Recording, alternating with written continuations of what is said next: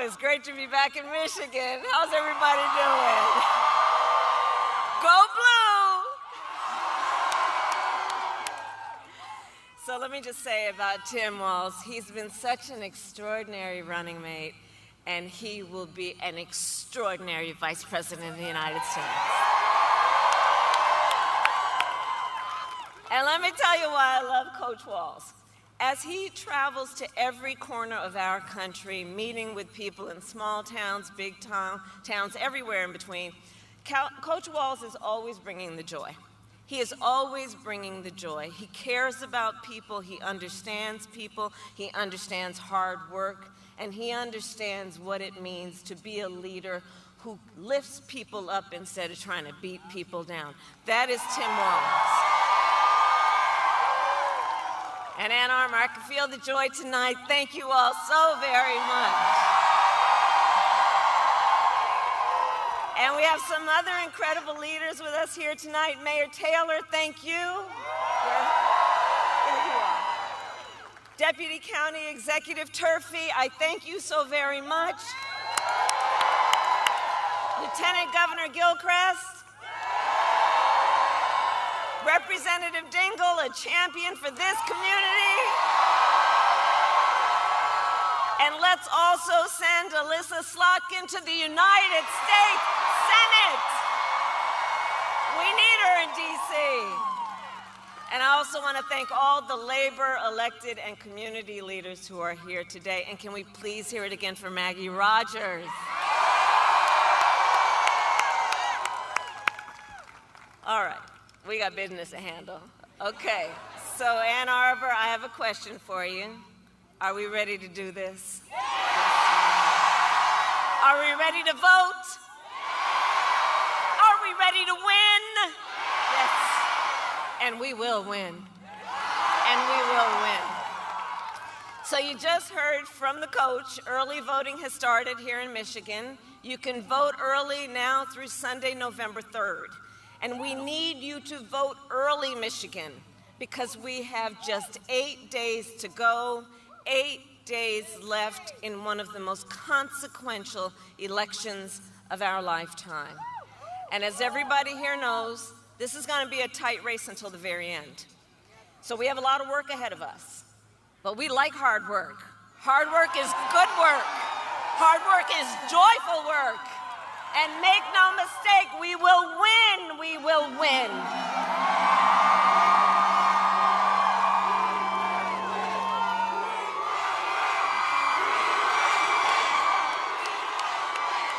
Yes, we will.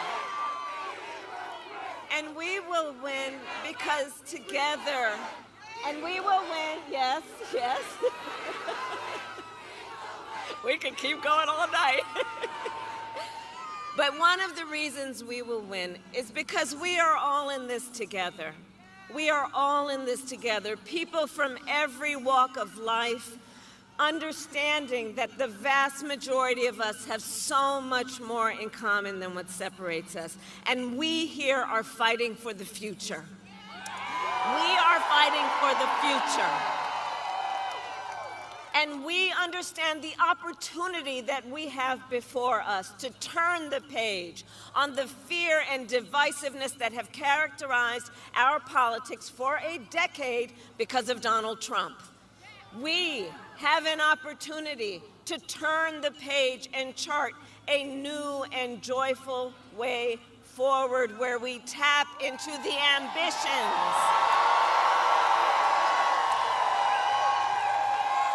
and we will tap into the ambitions and the aspirations and the dreams of the American people. And let me tell you something, as I travel our country, there is an overwhelming call for a fresh start.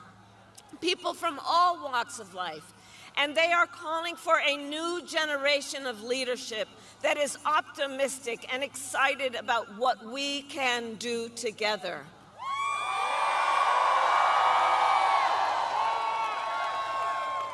There is a yearning in our country for a president who will see you, who gets you, and who will fight for you.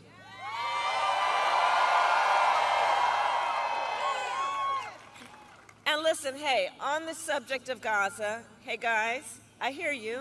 On the subject of Gaza, we all want this war to end as soon as possible and get the hostages out, and I will do everything in my power to make it so. And let's be clear, we are all here because we are fighting for a democracy and for the right of people to be heard and seen. We're not about the enemy within. We know we are all in this together. That's what we are fighting for.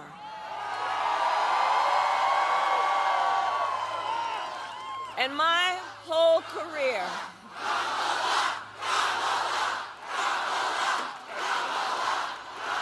thank you.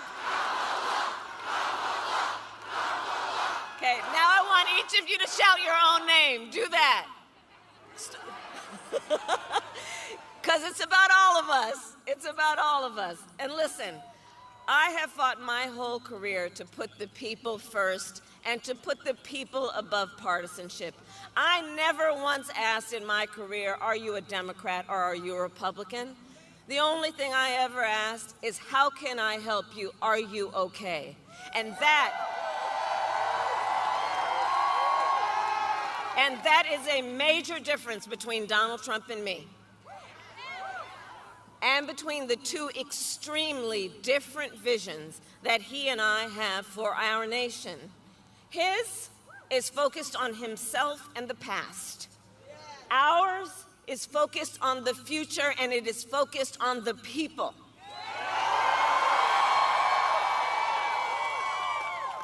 So together, we will build a future where we bring down the cost of living. That will be my focus every single day as president, because while inflation is down and wages are up, prices are still too high. You know it and I know it. And unlike Donald Trump, who had $400 million handed to him on a silver platter, and don't forget he filed for bankruptcy 6 times, the great businessman. Unlike him, I grew up in a middle-class neighborhood with a working mother who kept a strict budget and did everything she could to make sure that my sister and I had all we needed. I come from the middle class, and I will never forget where I come from. Never. And so my common sense plan will lower the prices you pay on everything from prescription medication to groceries to housing. On the other hand, Donald Trump will raise costs on you and your family. In fact, independent economists have analyzed both of our plans and found mine will cut your costs and strengthen our economy, while his will increase inflation and lead to a recession by the middle of next year. And his agenda is laid out in Project 2025. You know, I say everywhere, and I know we've got a lot of students here, and I have to tell you, I just find it really interesting that they put that thing in writing. They put it in writing. They bound it. They published it. They handed it out.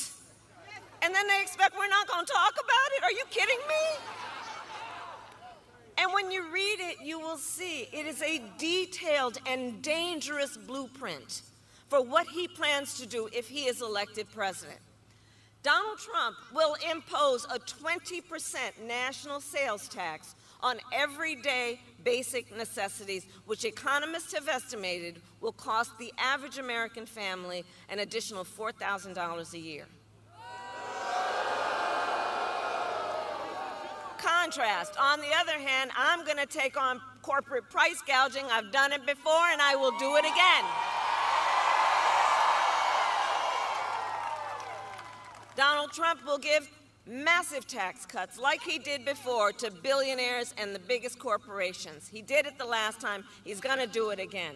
I, on the other hand, will give middle-class tax cuts to 100 million Americans, including $6,000 for the first year of a child's life, because I understand how that will lift America's children out of poverty, which must be one of our highest goals. Donald Trump will get rid of the $35 a month cap on insulin for our seniors. He will cut Medicare and Social Security. In fact, economists say he will bankrupt Social Security in the next 6 years. And understand what that means. So many of the seniors in America, that's their only source of income. That's the only way they're able to pay their rent and buy food. I have a plan to support our seniors so they can grow older with dignity and so their families are not overwhelmed by the cost of home health care.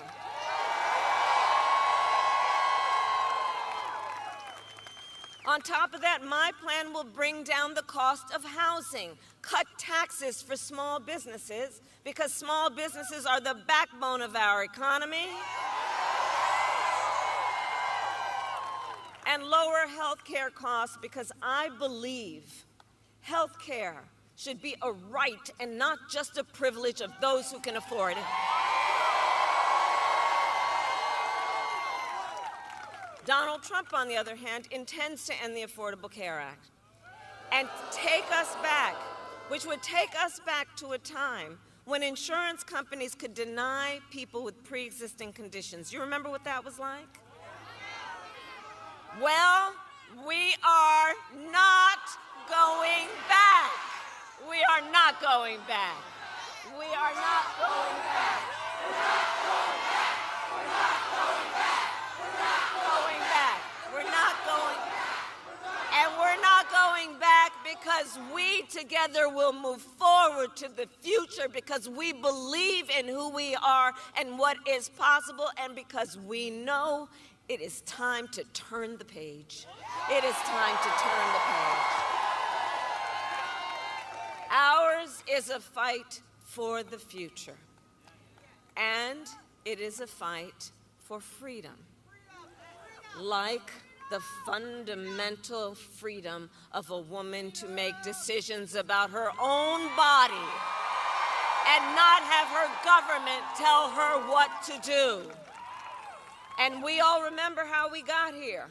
When Donald Trump was president, he hand-selected 3 members of the United States Supreme Court with the intention that they would undo the protections of Roe v. Wade. And they did as he intended, and now in America, 1 in 3 women lives in a state with a Trump abortion ban. Many with no exceptions, even for rape and incest. I was just in Texas the other day. You know they provide prison for life for doctors and nurses and healthcare providers for providing care. Prison for life. And no exceptions for a crime that is a violation of someone's body, and then to tell that survivor of that violation, you have no right to make a decision about what happens to your body next? That is immoral. It is immoral. And I know we all agree, one does not have to abandon their faith or deeply held beliefs to agree the government should not be telling her what to do. Not the government. And listen, you all have heard me say, I do believe Donald Trump to be an unserious man, but the consequences of him ever being president again are brutally serious. Brutally serious. Consider, on the topic we were just discussing, Donald Trump still refuses to acknowledge the pain and suffering he has caused. He insists that, quote, everyone wanted for Roe v. Wade to be overturned. Everyone wanted this? Women are being denied care during miscarriages, some only being treated when they've developed sepsis. They didn't want this. Couples trying to grow their family have been cut off in the middle of IVF treatments. They didn't want this. The men of America are seeing their daughters and wives and sisters and mothers put at risk because their rights have been taken from them. The men of America don't want this. And women have died because of these bans. How could anyone say these folks wanted this? And I pledge to you, when Congress passes a bill to restore reproductive freedoms, as President of the United States, I will proudly sign it into law. Proudly. Proudly. And I'm traveling our nation, so I have to tell everyone here, across our nation, we are seeing a full-on assault on other and additional hard-fought, hard-won freedoms and rights, like the freedom to vote. I was just in Georgia. You know they passed a law that makes it illegal to give people food and water for standing in line to vote? The hypocrisy abounds. Whatever happened to love thy neighbor, right? Attacks on the freedom to be safe from gun violence, the freedom to breathe clean air and drink clean water, the freedom to love who you love openly and with pride.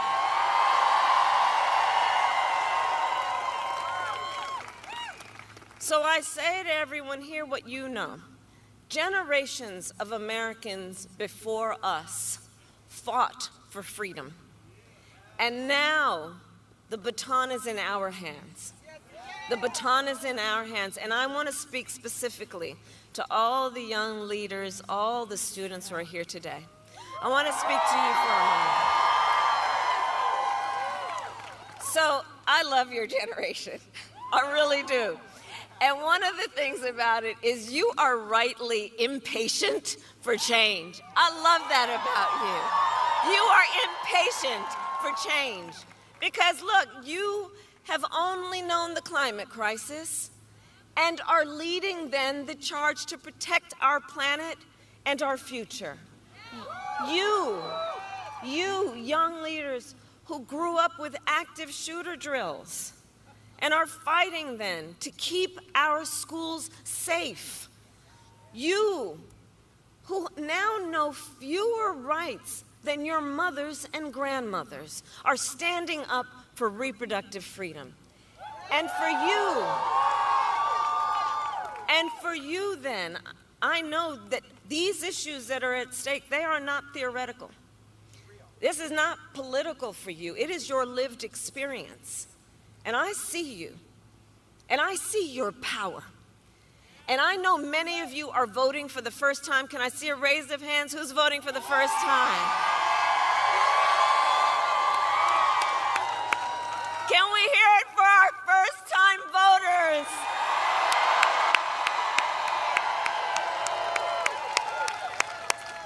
See, that's why I know the future of our country is bright. That's why I know. So listen, so much is on the line in this election, and this is not 2016 or 2020. We can all see that Donald Trump is even more unstable and more unhinged, and now he wants unchecked power. And this time, there will be no one there to stop him, not even the Supreme Court, which months ago told the former president that he is essentially immune no matter what he would do in the White House. So think about it. Before, at least there was the threat, the possibility that there would be some accountability and consequence. Now the Supreme Court has said he is effectively would be immune. So just imagine Donald Trump with no guardrails. He who has vowed he would be a dictator on day one. He who has even called for, quote, the termination of the Constitution of the United States of America. And let us be clear, anyone who suggests we should terminate the Constitution of the United States should never again stand behind the seal of the President of the United States of America. Never again. Never again. Never again.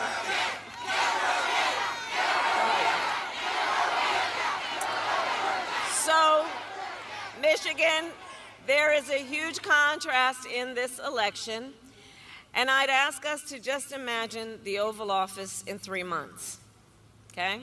So just picture it in your head. So either it's Donald Trump sitting in there, stewing over his enemies list, or me, with your help, working for you, checking off my to-do list.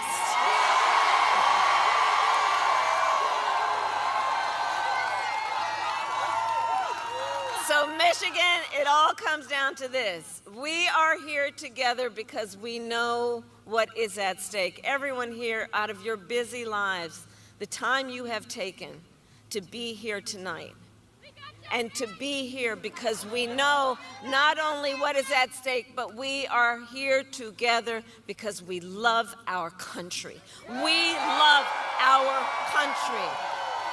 We love our country, and you know when you love something, you gotta fight for it. Ours is not a fight against something. Ours is not a fight against something. It is a fight for something. And I do believe it is one of the highest forms of patriotism, love of our country, to then fight for the ideals of our country and to fight to realize the promise of America. That's what our campaign is about. That's what we are about. And one of the most powerful ways that we will do that is with our vote. So now is the time to get out the vote, Michigan. Now is the time.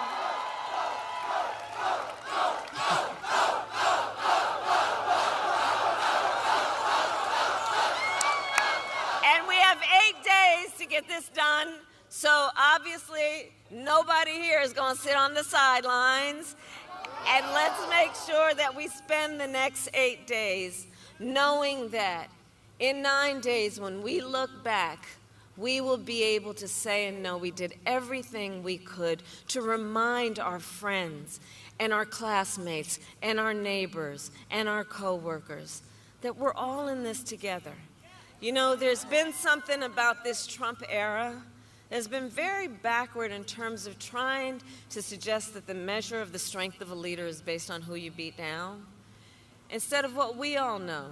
The true measure of our individual and collective strength is based on who we lift up. That's what we are about. And over these next 8 days, yes, we will win. Yes, we must win. But let's also approach these 8 days knowing our power to build community, knowing our power to build coalitions, knowing our power to reach out to one another, reminding us that nobody is alone, that we are all in this together. And let's do that then while we knock on doors, while we take the time to text and call potential voters. Let's reach out to our family and our friends and our classmates and our neighbors and make sure they know the stakes in this election. And let's remind them your vote is your voice and your voice is your power.